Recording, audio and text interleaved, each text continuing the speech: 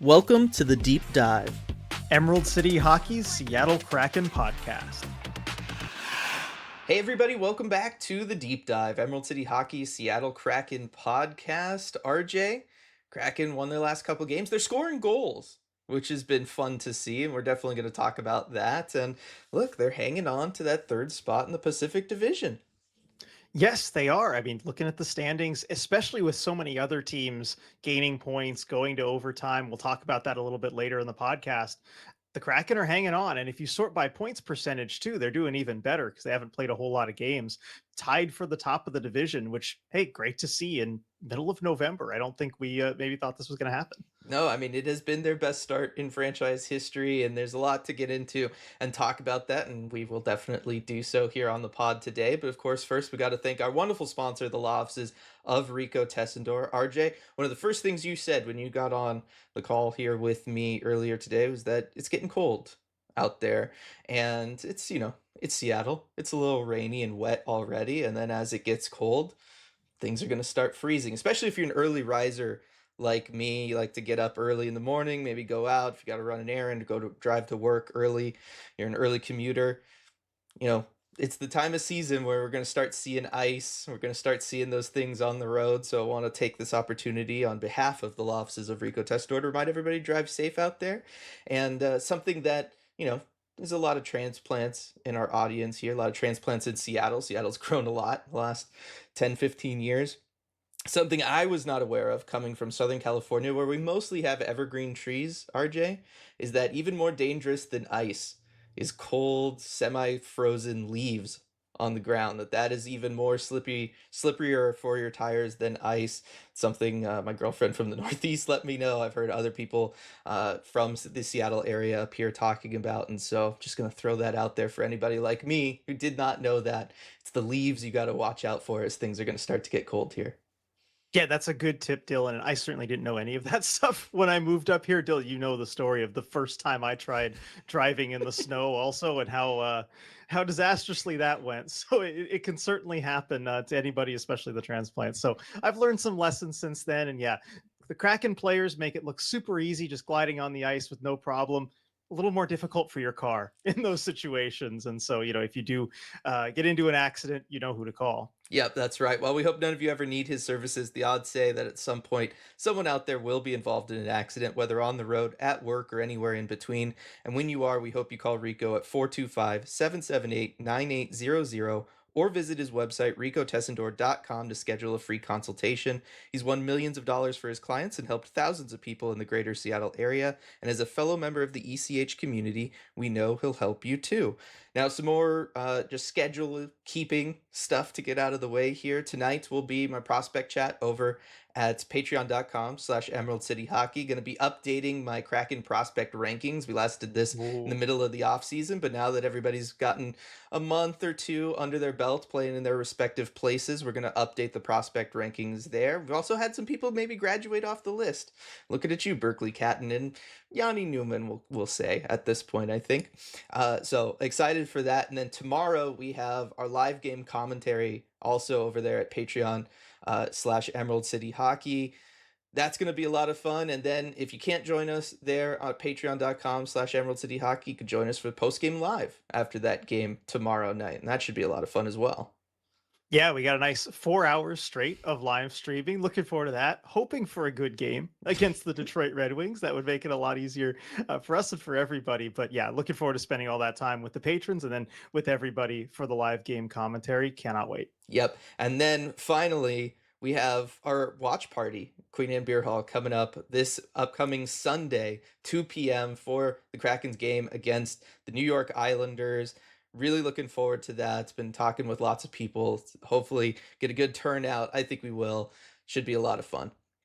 Definitely. And I know we did some promo stuff with the beer hall that should be coming out pretty soon for everybody as well. Even a collab in there, which is pretty fun. Also, talking with people at the beer hall, they're going to be giving away some Kraken tickets to a future Kraken game there. So a good chance to win some tickets and have the chance to go to a future Kraken game. Yeah, exactly. So really looking forward to being able to see everybody again on Sunday for that 2 p.m. start for the Kraken. And then finally, just another little bit of promotion for us. We did launch our Seattle Torrent podcast this past week. Haven't talked about it here on the deep dive, but it is called The Downpour. It's live up on the channel. It's got a separate RSS feed. So if you listen to the audio feeds, you can go and find it there. It's called The Downpour. Great response to the first episode. Thanks everybody for listening, and can't wait to talk about the team more, especially now after these weekend scrimmage games. And their season starts on Friday. I know it's coming up really soon. Friday the 21st, their first game. It'll be in Vancouver, home opener a week later on the 28th. And I'm just so excited to be covering this team. Dylan, the two of us have had so much fun at the training camp, just Yeah. just covering them. Great personalities on the team. And if you're into the Kraken, I urge you, if you're not already, go follow the Torrent. They're going to be a really fun hockey team. Yeah, based on the numbers that first episode did, seems like just about everybody is also on board A lot with of the card overlap. already, which is great to see. Really, really awesome stuff. All right, so to the Kraken, RJ, and unfortunately, we'll start here with injuries, and we'll go over things there because we have one new injury or kind of two new injuries to talk about, and then one that hopefully might be coming towards a conclusion. Hopefully, maybe, kind of, sorta. Yeah, hopefully, maybe. Well, we'll start with the new injuries. We'll start with the bad before going on to the good here. At least probably the worst of them here, and it is Capo Caco. Unfortunately, certainly the most tragic feeling Yeah. is Capo Caco missed the start of the season, as I'm sure a lot of you know. Came back recently and just scored his first goal. Since coming back from his injury in that game against Winnipeg, and it felt like things were finally starting to click for him and everything. And then, of course, 18 seconds later, the very next shift, he gets hurt again.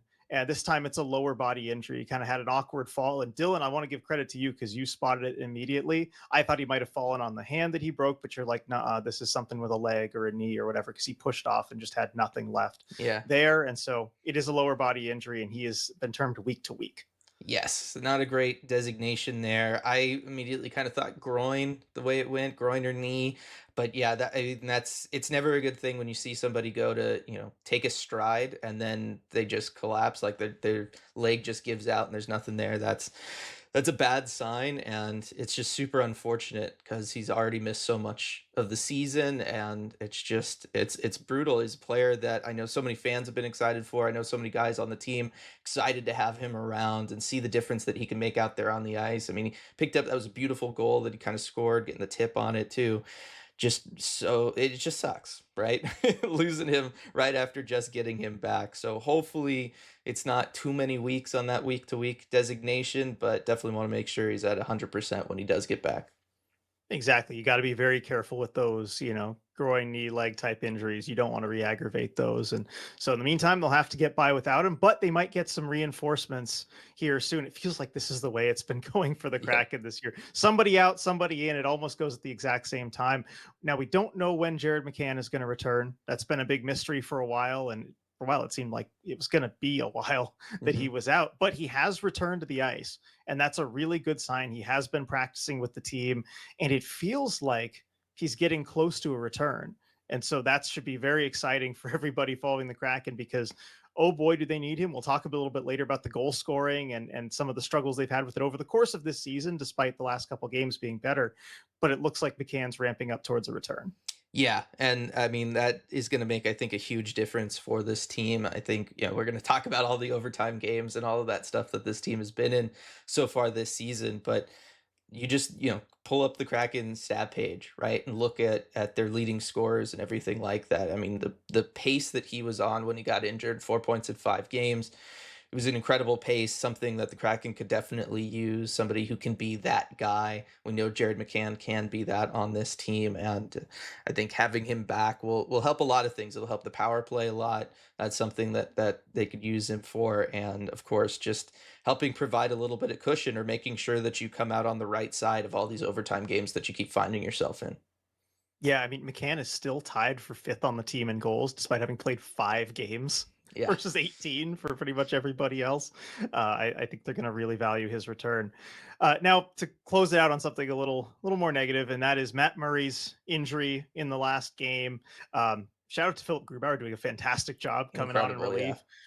But you hate to see Matt Murray get hurt. He was hurt on a play where the where the Sharks scored their only goal of the game. It was a pass across. Murray stretched his right leg out to try and get the puck coming across, and clearly came up a little awkward after that. Don't want to speculate too much, but Murray has had a whole lot of hip issues Hmm. in the past. And so that's, of course, the big worry there. Haven't gotten an official injury update on him at all, but didn't look good. No, it didn't. And I mean, it's always brutal when you see a goalie injury on something like that, just because it's, as we've talked about, butterfly goaltending is not really something the body's set up to do. And so when you start factoring in how big and strong and heavy these guys are because of all the muscle that they have, and then they go to make those fast, sudden movements in a position that your body kind of doesn't really want to naturally be in, there's a lot of torque being applied in certain areas such as the hips that is just really not natural, and you just hope that it's nothing too bad. Exactly. And so with that, it creates an interesting situation for the Kraken's goaltenders, because that just leaves one goalie who is not either obviously injured or on IR right now. And so Joey Daccord, also an injury update for him. He's working his way back. I bet he's going to return pretty darn soon. Might even return for the next game. But for the time being, he's still an injured reserve. But Philip Grubauer is the Mhm. only goaltender that we know to be fully healthy for the Kraken at the moment, which is an interesting situation for the team to be in. But hey, if you judge by his performance in relief in that San Jose game, they might not be in so much trouble in the short term. Yeah, I mean, to come in cold the way that he did, right? And we weren't sure what the situation was. Comes in, there's what, like 18 seconds left in that first period when Mhm. he comes in. We were still unsure of how serious the situation was with Matt Murray. Like maybe it was could have still just been an equipment issue or something like that for all we knew. But for him to come in, and I think it probably helped coming in that close to the intermission, and then he kind of has the intermission to get ready and prepared to go out there. But the bottom line was he was fantastic. I mean, one of the best performances we've seen from Philip Grubauer, really like ever, but specifically in these last couple years, occurred in that game against San Jose. Made some huge saves. I mean, you think about that one coming across the crease, making that glove save on the one timer from Macklin Celebrini. I mean, it was just an incredible save there. We were all just blown away up on the press bridge when he made that one. But he just looked very poised, very confident. He was playing aggressive in the crease, all the things that we've really wanted to see from Philip Grubauer, and that has been frankly inconsistent from him for a while. It was all there on display in relief in that one, and it made me feel, look, if Joey's like kind of good enough to come back as a backup maybe tomorrow night, but you need Grubauer to start that game. I think Philip Grubauer earned it with that performance against San Jose. Agreed. I can't believe I'm saying this in 2025, but Philip Grubauer stole a game for the Kraken there. And I know it's a 4-1 win. It looks like it's, not very close on the scoreboard, but that game easily could have gone the other way if Grubauer is not excellent in the second period. The Sharks were putting on a heck of a push, Mhm. and Grubauer absolutely did his part. I think there are plenty of games where he's given the team a chance to win over the last calendar year or two, but to steal one like that and to really make your mark and make a difference in the game, it's been a while since we've seen something like that. So I want to give Grubauer a lot of credit for what he did in that San Jose game. And yeah, I mean, if he's playing like this, I'm not I'm not as worried if maybe he has to start against Detroit as I would have been before that game. So good on Philip Grubauer. As far as the goaltending situation overall, still hoping Joey Daccord is back pretty soon. The team's going to need him, certainly if Murray's out for a long time. Mhm. But I mean, how are you feeling, Dylan, overall about the goaltending situation? Because at least injury wise, it feels a little dicey at the moment, just given the one healthy player, technically. Right, and still not totally knowing what ended up happening with Joey Daccord also makes me a little concerned. And one of the things Upper that body's all we have, right? right, so we don't know. That could be a lot of different things. It's a little concerning because we don't really know what's going on with Joey Daccord, and we haven't really gotten a ton of updates on him either. So that is something that concerns me. I would have thought that we would see something. I mean, certainly tomorrow, if Joey's not able to at least be the backup, we'll see some sort of move. They can't go into Detroit with only one goaltender. We did see Ben Myers sent down yesterday, so there is a roster spot available, especially if they put Matt Murray on IR, which they have not done yet. No, they haven't. Yeah. They would have no reason to do it until tomorrow, though. Exactly. So we'll see. We'll know kind of tomorrow morning what the overall situation there is. But with Matt Murray, an unknown, and it's unfortunate because Matt Murray was playing well up until that point. Thought he looked pretty good. Joey being an unknown, Philip Grubauer really being your only healthy goaltender. Yeah, that the situation around that, it concerns me because you have three goaltenders. One is definitely going to be out for some time. The other, we don't really we don't know what was wrong in the first place, and we don't know how right he is now. That's big and concerning. And then Philip Grubauer is the guy, but it's one of those things where we were kind of worried about it already, right? They needed to find a backup who could spell Joey Daccord so that Joey Daccord was not having to start all of the games that he was having to start. I'm still worried about the workload on Joey, and I think having one of the two backups behind him now potentially out for an extended period, I'm worried that that makes it even less likely that Lane Lambert, once Joey's back, is going to go and spare him some starts down the stretch, anything that's not a back to back. And I worry about that now that Joey has already been hurt at some point this season. I don't want to see him starting 13 of the 15 games or whatever it was when he, did get hurt. Exactly. That's kind of where I was going to go with it too. That's my concern. And you remember up in the press box, as soon as Murray got hurt and we realized, okay, that's an injury and that could be bad. I turned to you, I was like, yeah, Joey's going to start the next 15 games, isn't he? Yeah. And that's basically what they did coming off of injury last season. When he came back from his injury, nobody started more games. No goalie played more hockey than Joey Daccord throughout the rest of the season. And that does worry me, especially coming off an injury. I know he did it just fine last year, but it's not the kind of thing you want to do consistently. And I still don't know how much trust there's going to be in Grubauer. If he continues to play like he did last game, he'll build that trust. He'll get more starts and they'll be okay. But this is still a goalie that hasn't had a quality start since March. The game was excellent, but it wasn't a start. But yeah. He hasn't had a quality start since March. And so how repeatable is that? We'll find out. But I don't know that's the kind of thing where he's earned a ton of trust quite yet. Yeah, and we'll find out. So I think it's going to be very telling to see what kind of moves the Kraken make tomorrow ahead of that Detroit game. If we see Joey come off of IR, if we see Matt Murray go on IR, if there's a goaltending call up, all of that stuff will happen tomorrow, and it'll all happen before 11 our time here on the yes, West it'll Coast? Be early because exactly it's an East Coast game, so the Kraken will have an early morning skate.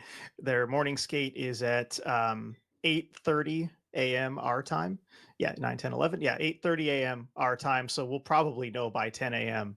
What the deal is and where those roster moves are going to be made. So keep an eye on that. Keep an eye on our socials because we'll keep you up to date on the latest with all that. Yep, definitely. So looking at a slightly larger picture here, RJ, coming out from the crease. So let's look at the team as a whole. And, we talked about it at the start of the podcast, the overall situation the Kraken are in. They're holding on that third spot in the Pacific Division. These last two wins were very important. Overall record of 9-4-5, which is good to see. And as we also said at the beginning of the pod, best start in franchise history through this many games, and really pick any amount of games so far this season. It's been the best start in franchise history. So, or just about anyway. But looking big picture, RJ, there's something that we've been talking about, other people are talking about it as well, which is the amount of overtimes that we're seeing this year in the NHL, what that's done to the overall standings with this 3-point system that does exist in the NHL. How does this all affect the Kraken? The fact that so many teams are going to overtime. The Kraken are one of the best teams at getting to overtime. They're tied with Colorado for second in the league in OTLs, behind only Vegas, somebody in the division, and definitely somebody that's been gunning for that spot that the Kraken are in the playoffs there. But Kraken, one of the best teams at if they're losing in overtime, which is certainly the way that you want to do it. But also just 8 of their 18 games for the Seattle Kraken this year have gone to overtime, period. Which, I mean, that is over 50% of the games that the Kraken are playing right now are ending up in overtime. We knew it was going to be a team that played a lot of 1-goal games, but even this is taking us by surprise, RJ. What are your thoughts on the overall situation around the NHL with the overtimes, and then kind of how the Kraken fit into that picture? Well, it's certainly something that's noticeable if you look at the NHL standings, that it looks different than last year. And it's something that I noticed a few days ago. I mentioned on our Red Glare podcast on Friday, just looking around the league, it's so bunched up points wise because we're getting a record number of overtime games. And so that's kind of what this system is designed to do. One of the things the NHL wanted to do with this point system of rewarding teams for losing in overtime is to make sure that the standings were all still bunched up together and that you had not just real parity, but artificially induced parity as well. Aided And parody, I would say. aided, yes. Yeah, artificially aided parity. Thank you.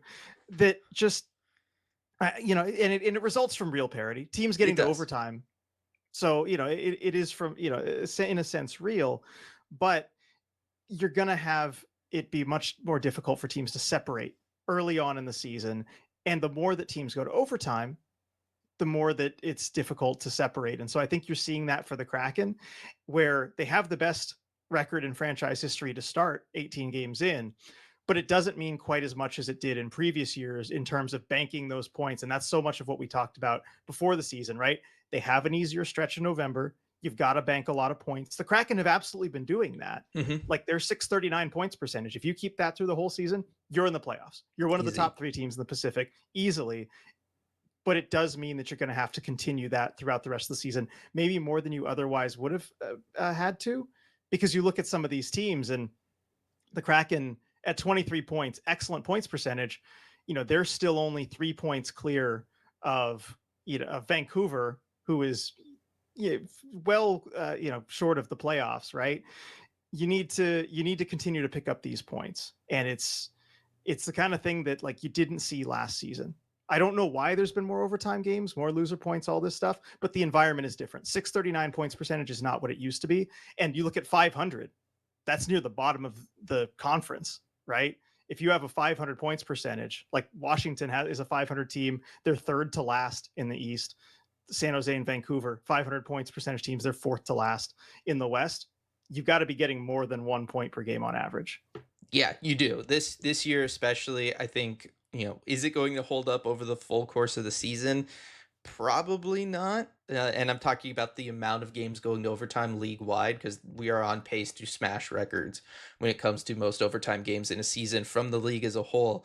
I think one of the things that benefits the Kraken in this environment is that they seem uniquely built to sustain the amount of overtime games that they're going to, right? Just because we already knew going into this season, talking about it in August, this is a team that's going to play in close games. They're going to keep games close by playing low event hockey and limiting what other teams can do against them. It's a team that's not going to get blown out very regularly. They're not going to blow anybody else out either themselves, right? They're not built to put up a ton of goals every game, but they're going to make sure that they're playing well defensively and they're going to keep games close. It's going to become a special teams battle, all of those kinds of things. We've talked about it so many times so far this season and leading into the season. And so I think that if the Kraken continue to play that way, and I'm pretty convinced that they can really throughout most of the season, that I'm sure there's going to be dips and stuff at some point, but I think the Kraken are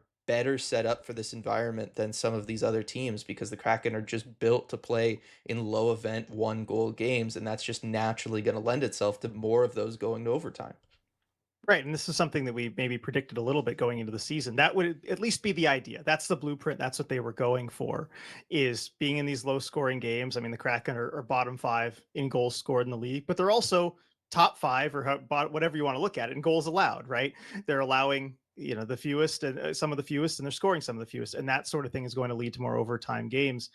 Does it concern you though, that because look, the Kraken, the whole point of that is to kind of game the system, right? If Hmm. there's a system where you're rewarded for losing in overtime and you're just rewarded for being in close games regardless of the outcome, does it concern you though that other teams seem to be effectively gaming that system, at least so far? Maybe they're not gaming the system. It might just be an accident that they're in close games, because we're seeing a lot of high scoring games going to overtime too. Yeah. But does it concern you at all that other teams are still finding a way to bank these overtime points, at least early on?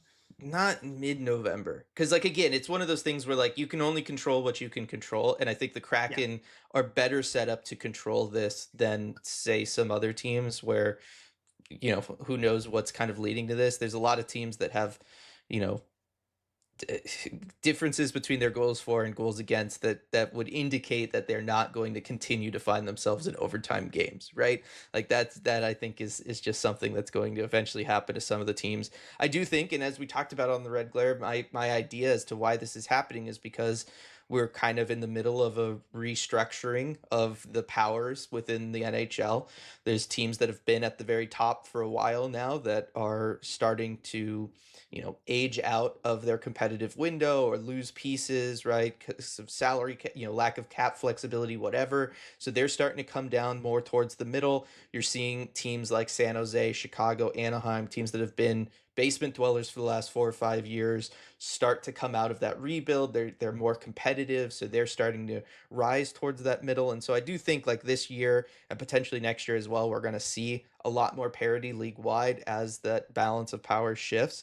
But I think for a team like the Kraken, again, you're built for this. The system is designed for this.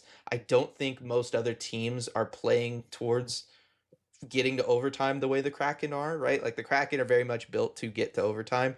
I don't know that some of the other teams that are finding themselves getting to overtime are really necessarily built for it. I think you look at the other teams that are up at the top of the league in terms of OTLs, and Vegas is not a team that seems particularly built to try to get to overtime. They want to win outright.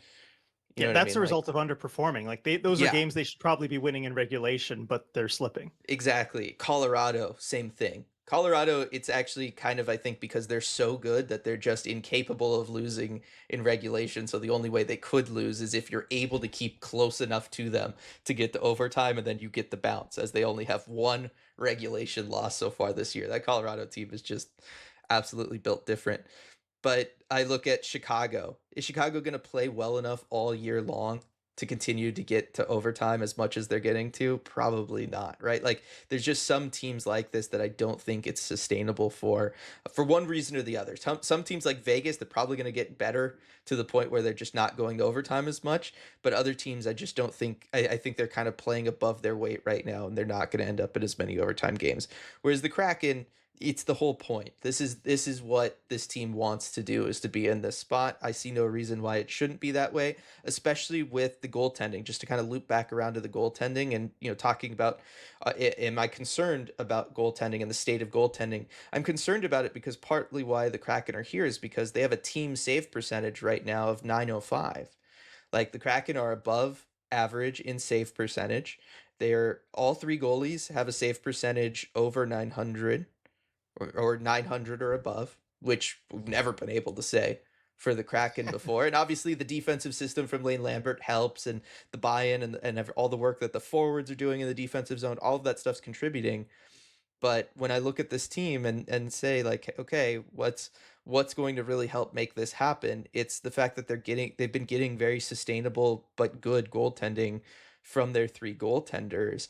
And so yeah, I think if anything does keep them from getting to overtime games a lot is if there is lingering injuries for goalies and the goalies just aren't able to quite perform at the level they've been.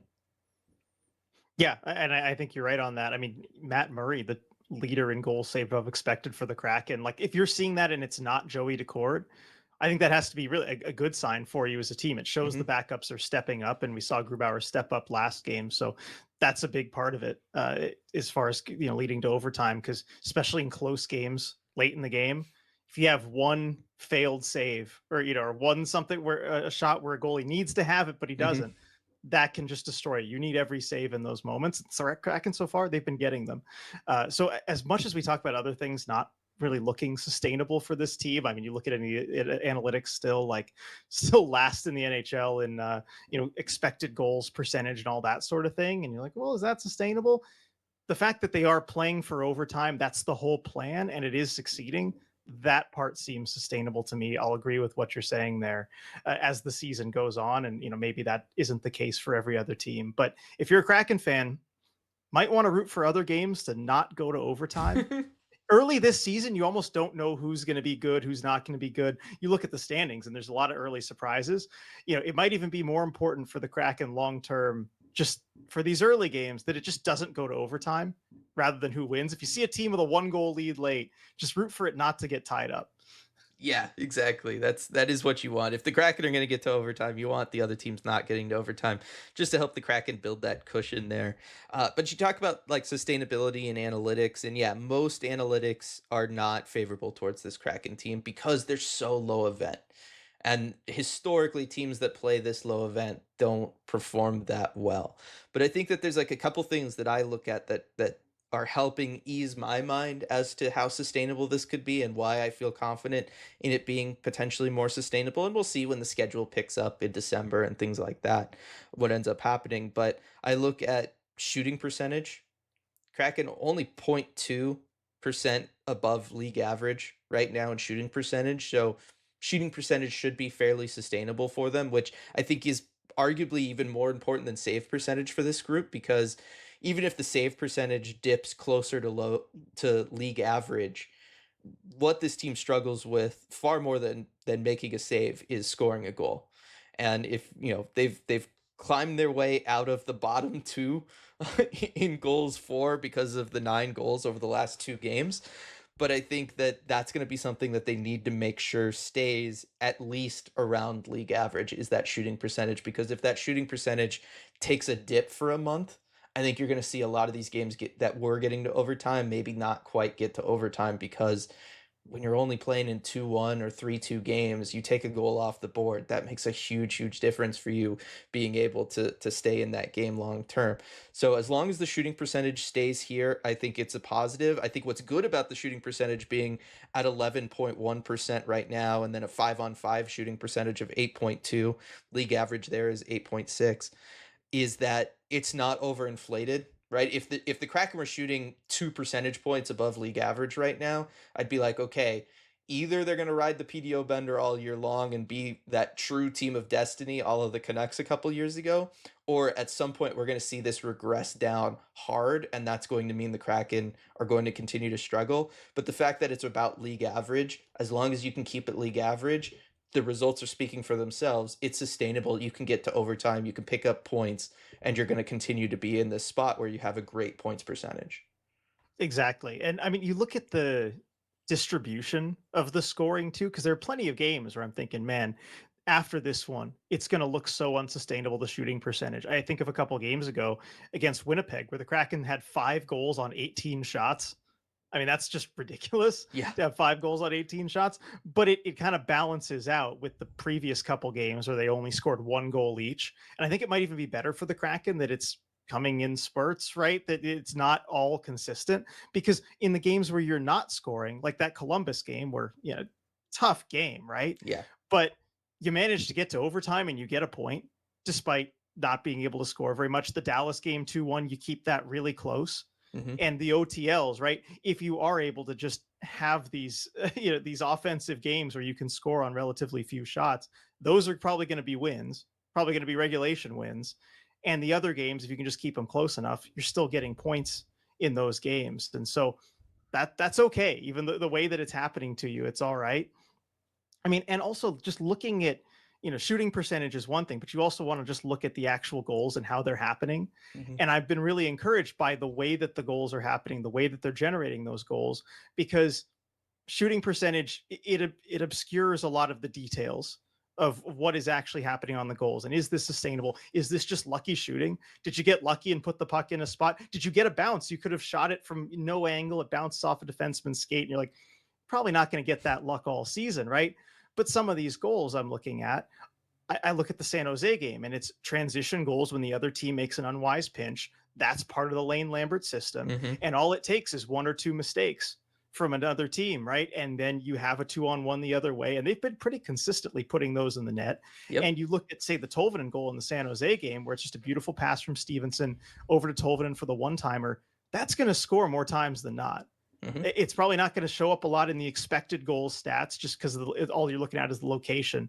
But that's going to score a lot of the time. Yeah. You look at the Adam Larson goal with the screen in front, and just, there's no way the goalie can possibly track that puck on the Adam Larson goal. That's going to score more often than not. And so I'm saying the same thing I said earlier in the season, but like the types of goals they're scoring seem sustainable. Yeah. They do, and I think that that's kind of reflected in to some extent things like the shooting percentage and stuff like that, and the fact that you know we're continuing to see them hang around in one goal games. Like this is something that last year's team couldn't have done, or the year before couldn't have done. Like that's just not what they were capable of doing. I think this year it's built different in large part because of the systems and the idea of counterattacking and taking advantage of mistakes and the fact that teams make mistakes every game. That's just part of the sport, and as long as you're making less of them than your opponent, you're going to be good. But yeah, I look at some of those, thinking about taking advantage of opportunities to get backdoor open, right, and that's how you're able to win that Winnipeg game. I just think that they're doing such a good job of recognizing those things when they're out there on the ice, regardless of what zone they're in, right? Whether it's to start a rush up the ice because of an ill-advised pinch in the in the other team, for the other team in their offensive zone, or if it's taking advantage of gaps in coverage in the against the other team while you're in the offensive zone for the Kraken, and finding those backdoor opportunities or finding those passing lanes across the zone. I mean, that's really, I think, another thing that picked up in these last two games that was missing during those previous couple games. Dallas wasn't giving you a lot of cross zone passes. Columbus definitely didn't give you any cross zone passes, but you look at the Winnipeg game, you look at the San Jose game, those defenses were struggling and those cross ice passes were there, and the Kraken didn't seem hesitant to take them. And that I think is a big difference from like last year, where last year there would totally be those opportunities and we just weren't seeing anybody take them, or they'd see it too late. And then by the time the pass gets over there, somebody stepped up into the passing lane. This year they just seem more decisive with that sort of thing. It's just more ingrained in them to go ahead and make that pass and try to get that quality shot off. Versus last year, it was more like, hey, look around, try to be creative with it or something like that. And I just think the kind of, see something, make the play, I think is just better suited to the personnel on this team. And again, I think that's going to help them be sustainable and hang in these games. Yeah, and I think that might have something to do too with the lack of a shooting mentality, where it's you're not even considering a shot on a lot of those plays. Yeah. I think we're seeing the downsides of it a little bit when they get too few shots, but otherwise, if you're just thinking, okay, how can I make a play with this puck? Who can I go to? Maybe it helps you be a little bit more decisive on Mhm. those plays where it's like, okay, I'll pick a pass quickly. I won't pick a shot quickly, but I'll pick a pass quickly if something opens up there. Um, and then go ahead. I was gonna say it's almost like if they see a patch of ice, like a 2 foot wide just area of just white ice, they just throw the puck there because they're just like, well, then somebody else should have also seen that and kind of put themselves in a spot on the other end to receive that. But it's almost like, yeah, instead of really looking at the other team's bodies, right? Like, okay, there's a defenseman here, there's a defenseman there. Where am I going? It's almost like to make these decisions quickly, they're just looking at gaps and they're just like, hey, I see 2 feet of ice. That's enough space for the puck. I'm sending it there. Obviously, that's a lot of space for the puck, but you know what I mean. Like they're just saying, like that means somebody's stick isn't going to immediately be in that lane. I'm going to go ahead and take advantage of that lane. But it almost seems like built off of recognizing space quickly instead of recognizing what the other team is doing quickly. Huh. I hadn't really thought about it like that in terms of space versus the team's defensive coverage for their opponent. Huh. Because I'm thinking about when they take shots too, right? Like they only take shots when they have space in front of them. Like if there's a defender around them at all, And they even just then, don't take. sometimes Yeah, not. I was But gonna say, and even then they don't always. Looking at you, Shane Wright. Got to shoot that puck last game. I'm sorry, man. You got to do it. But I think that like that's part of it is just they're looking for these gaps in everything, and if they don't see a gap, they once they see a gap, they just throw it in that first gap that they see, and then they go ahead and they try to make a play off of that instead of, you know, dissecting the defense. It's not like they're holding onto the puck, circling the zone, and then, using player movement to open something up. They're just waiting and seeing where it is, and then they're throwing the puck to where there's space. yeah, I mean that's a good way to describe it, I think.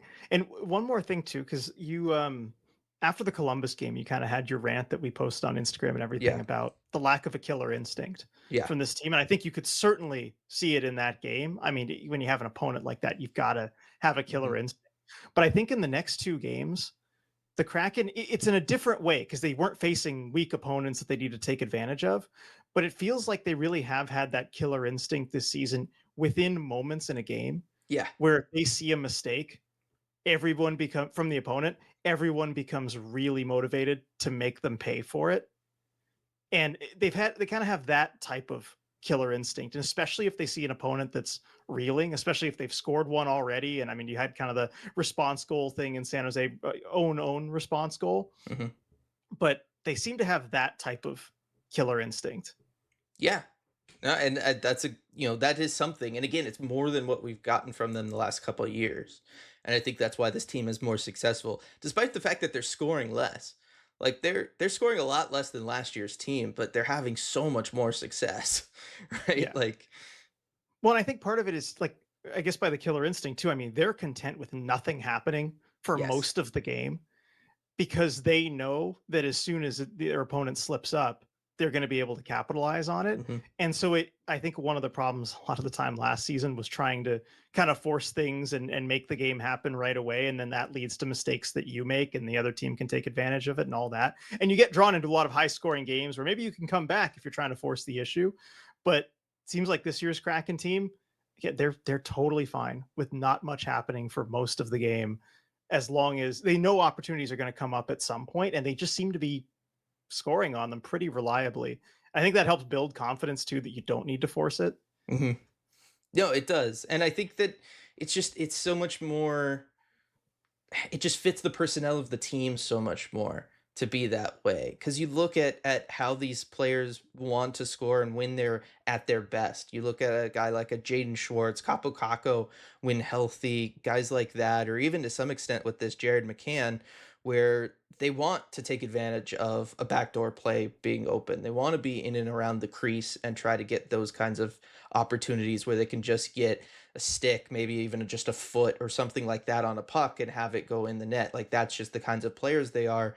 And so you're seeing them take advantage of those things in the offensive zone when teams make that mistake and leave them open. They're able to capitalize on that. And then you have the players that excel in the 2-on-1 situations or getting those breakaway opportunities, somebody like a Jordan Eberle or a Chandler Stevenson, where playing with that speed, having that little bit of time and space and that separation from the defense makes a world of difference for what they're able to go and do. And I look at how this system is set up, and it kind of plays perfectly into how those guys want to play it, but it's all built around taking advantage of those weaknesses. And as long as you kind of make sure you have one guy who can do one of those things on the ice at a time, you'll always be able to take advantage of those mistakes that other teams are making. I mean, the fourth line was doing that. You see Ryan Winterton scoring goals in and around the crease, right? Just being able to be there and take advantage of the tiniest amount of space he can get in that very, cramped area, and he's able to score in those spots where somebody like Ben Myers was able to take advantage and set guys up coming in and attacking off of the rush. And so I think that that's been a big part of this for the Kraken as well, is that it's just they have players on this roster that are suited to take advantage of mistakes. They're not, we've talked about this before, they're not going to be guys that are going to generate opportunities out of thin air. They're just not. That's just, the Kraken don't have guys like that on this roster, but they have guys like Jaden Schwartz, Jordan Eberle, Chandler Stevenson, Mason Marchment that can take advantage of mistakes.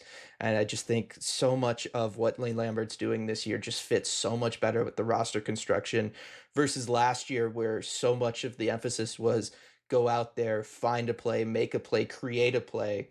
And the roster just really was not built to do that. And I know you're a big proponent in sports in general, not just hockey, Yeah. of coaching, fitting the personnel that you have and working to maximize the strengths of those guys rather than trying to fit a round peg in a square hole. That tends to not work very well. Hmm. It's a larger conversation that we kind of had last week about, well, okay, is this fitting the veteran player? It's certainly fitting the veteran players you have. Is it fitting Yeah. the young players you have and all that sort of thing? I won't get into that now. But, if you've chosen to tailor it toward the veterans that you have, they've done a pretty darn good job.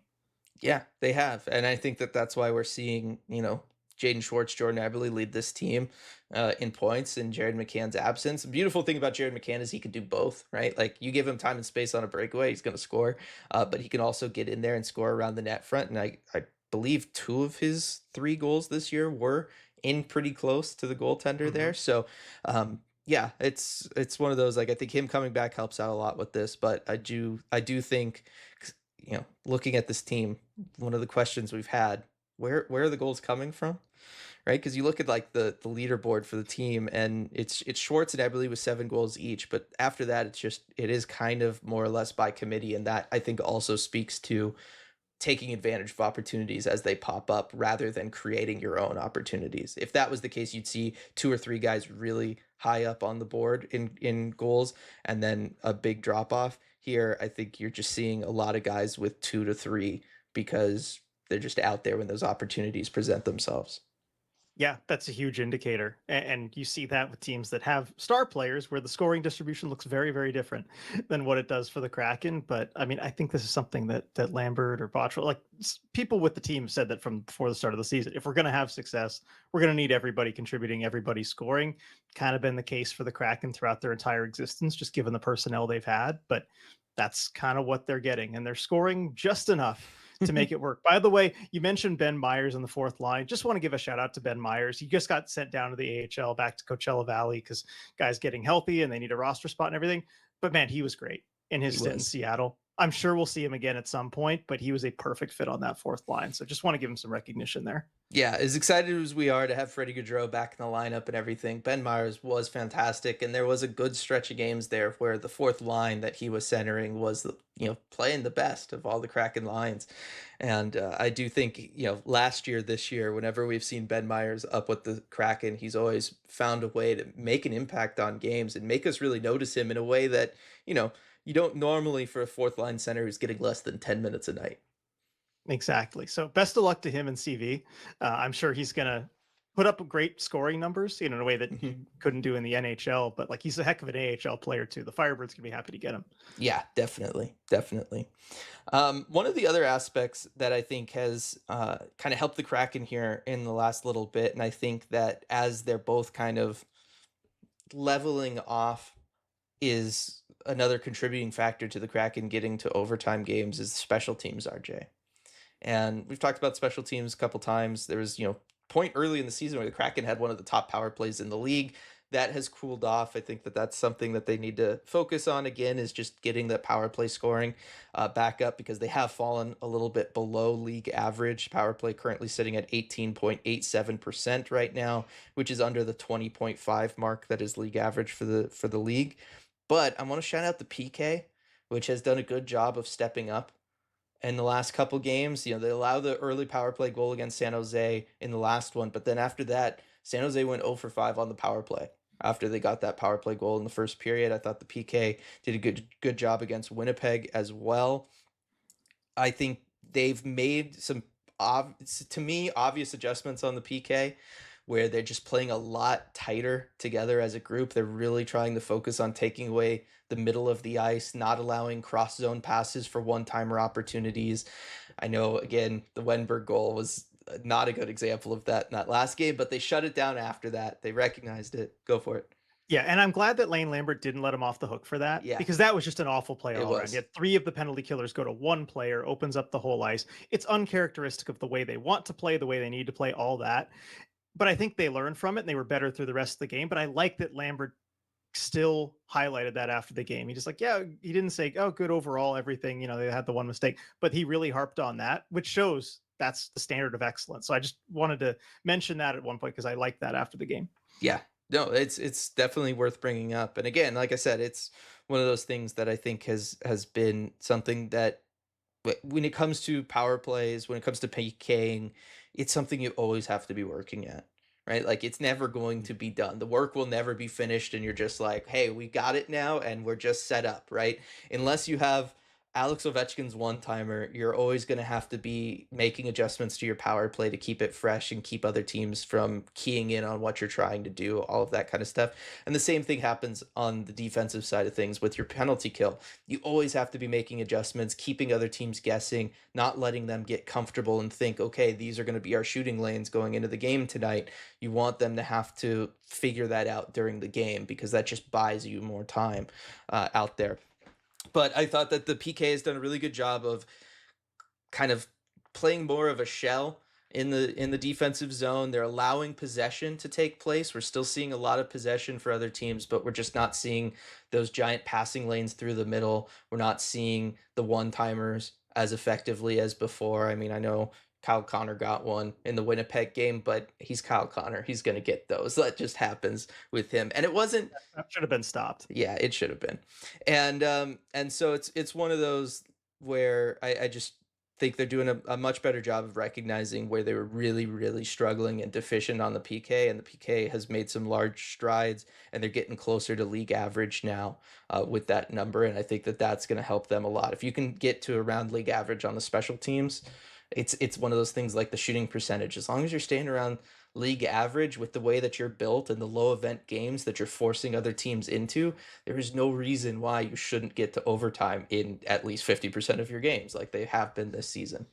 Yeah, and on the PK, taking away the net front and especially allowing a few more of those one-timers, like from the sides, from the flanks, I feel like that's also built for Joey Daccord. It is. Like that's the kind of chances that I would want Joey Daccord in net for, because he's so good at anticipating the cross ice movement of the puck, and he cheats over a little bit too Hmm. to make sure that he's in position.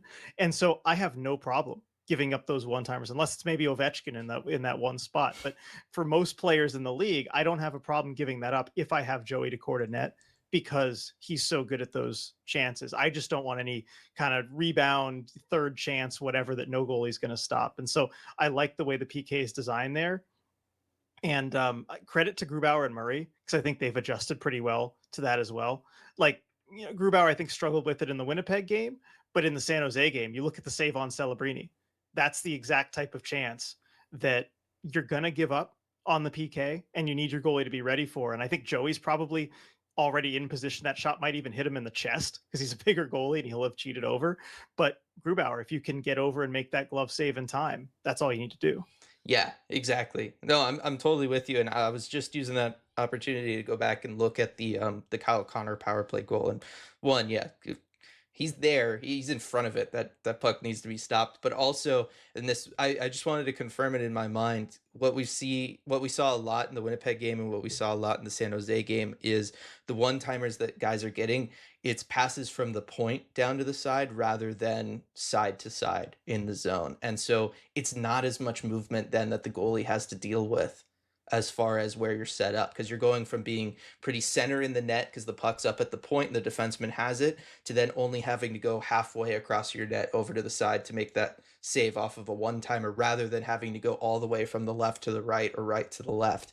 That I think is a big difference. And that was what I noticed a lot in the Winnipeg game was they obviously want to go to Kyle Connor for his one timer on the power play. Why wouldn't you if you have that option?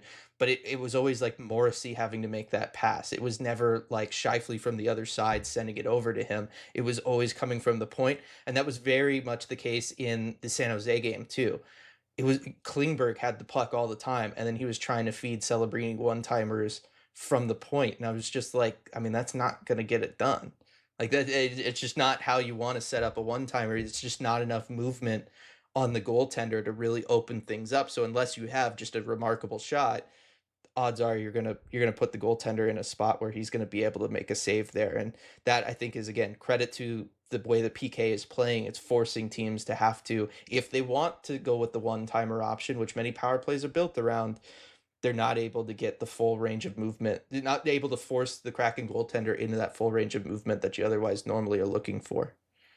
Exactly. And those are the lanes that they're trying to take away. And you're seeing other teams, they're sometimes still trying to force it, that cross Yep. ice, full cross ice one timer, but it's usually not there for them. It often results in a clear for the Kraken, a stick somewhere in the lane and a clear. Yeah, or at the very least, they're disrupting it and it's not able to get over there clean, and the other team can't get the shot off. Right? Like, I still think that's one area where the Kraken can improve is being able to, instead of just disrupting a lot of passes, actually like fully pick them off and then clear the zone. I still think the number one problem with this team's penalty kill is how long they spend in the defensive zone. I just think what Lane Lambert did was he saw that that was a struggle for them, and so he adjusted things so that, look, if we're going to be in the defensive zone for a long period of time, these long stretches, let's at least not give them clean crisp passing lanes to do the stuff that they want to do, and we'll just kind of focus on that rather than playing aggressive, trying to force turnovers, trying to get up the ice. It just was not in the cards, at least this early in the season, for this PK unit, and so I think he made the correct adjustment just to kind of play it a little bit more conservative and go from there. It's a microcosm of the whole Lambert system, isn't It it? really is. Just play conservative, wait for mistakes, hang in there, and take advantage of your chances when you get them. Yep. Keep it low event. Teams aren't getting a ton of shots on the power play because they're looking for opportunities that just aren't going to materialize. So, that's fine. It's worked. The number is getting better. The PK percentage is getting better, not worse. That's all that matters. Yep. Low event, that is the theme. It is Should definitely we call the this one a theme. low event podcast? We could, yes. But yeah, I think right now, certainly if the Kraken are able to get the goals that they've gotten these last couple games, I mean, we're seeing it. If they get 4 goals in a game, they just win in regulation. You don't even have to worry about forcing a game into overtime. Um, but as long as the Kraken are able to get in that 3 goal range, if they're able to really kind of get there consistently, I think, yeah, you might still have a decent amount of games go to overtime, especially depending on the situation with the goaltenders and how injured everybody is. But that's fine. It's sustainable. Like all you got to do is kind of keep this pace. Yeah. And I mean, if you're scoring a little under 3 goals a game, you're still going to be in the bottom third of the league in terms of goal scoring. And so you're going to see those stats keep Hmm. popping up and everyone talking about how the Kraken are a team that can't score. But if you're playing defensively the way they are, you should be able to get at least into overtime in enough games that it shouldn't be an issue for you. Right. And that's all you got to do in the 3-point system. Like again, like Yep. the Kraken, if you want to talk about it, if you were another sports fan coming to hockey and you did not understand the point system, you would say that the Kraken have won 9 games and they have lost 9 games. Right? You would Yeah. consider in a different sport, this team would be considered 500, but the way the NHL is structured, the Kraken have 5 OTLs versus 4 regulation losses. That is just unbelievably beneficial to you. And then all of a sudden you have a points percentage of 639. Like that's Yeah, crazy. it is. No, I mean, I could get into my issues with the point system. It's the only league in the Big Four that rewards losing. But as long as they do, why not game the system? I don't have an issue with that. It's the problem's the system, not the way the Kraken are. Hate the don't hate the player, hate the game. Yeah, I don't even hate the game. I'm fine with the I know No, I know I I hate the know. We game, won't but litigate it all out here or anything like that. We'll save that for Rico. But you can go litigate it with him. I'm sure he'll have a great time with you. Um but yeah, I mean, look, the system exists. This team is playing to the system. They're being rewarded for it, and I think that that's something that we can all be on board with and enjoy as the Kraken just rack up points and continue to sit in a playoff spot. Something that, you know, wasn't sure was going to happen 3 weeks ago. yeah, I think that's definitely something we all can enjoy. And the closer things are, this is what it's designed to do. The whole system is keep everybody in it for longer and being able to have these conversations where you're 1 point shy of the division lead, but you're also 2 points shy of 5 spots out of the playoffs. In a way, it makes it more exciting. It So does. let's enjoy the excitement. Exactly. I mean, all that, multiple podcasts of is it sustainable? We're kind of getting to the point where we can talk about the elements that do seem sustainable. And I think that that's what we've done today. Yeah, agreed. And And as it's we're just talking surprisingly a about lot. yeah, it is a lot. Like for all the elements. I mean, I think we were here a few weeks Yeah, we ago where we were. were saying, yeah, all the advanced stats, all the stuff on paper that you look out of context says maybe not sustainable. But I think we had a feeling just having watched the games and really doing a deep dive into what they're Hmm. doing that maybe it is sustainable and so far it has been. Yeah. So we'll see, and if that continues this week, got a fun road trip for the Kraken here, starting off tomorrow. Again, reminder, you can join us over at patreon.com/Emerald City Hockey to join us for a live game commentary for that game in Detroit. Should be a lot of fun there, and then post game live tomorrow afterwards as well, where we can talk about this. If you have questions about anything we talked about here on the pod, make sure to bring them over for that post game live opportunity, and then games this weekend. Got another back-to-back coming up, Pittsburgh and the Islanders. And again, join us at the Beer Hall for that game against the Islanders, 2 p.m. on Sunday. Should be a lot of fun. And Dylan, don't forget, everyone check out Dylan's prospect chat, patreon.com/Emerald City Hockey, new prospect rankings. You got to mention your own thing, Dylan. Come on. I know. It was just, it fit in to talk about the Kraken and then lead into the gotcha. Kraken games and the opportunity to hang out with us and watch those games and ask questions. And we can all, we can talk about a lot of these things, right? Like we can watch the penalty kill together and look at what they're doing in the lanes they're taking away and stuff like that. Those are the things I enjoy.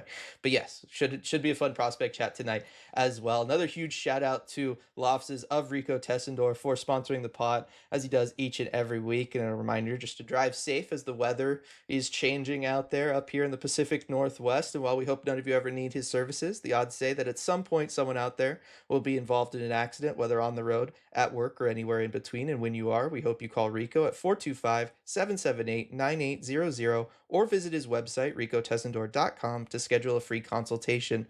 He's won millions of dollars for his clients and helped thousands of people in the greater Seattle area. And as a fellow member of the ECH community, we know he'll help you too.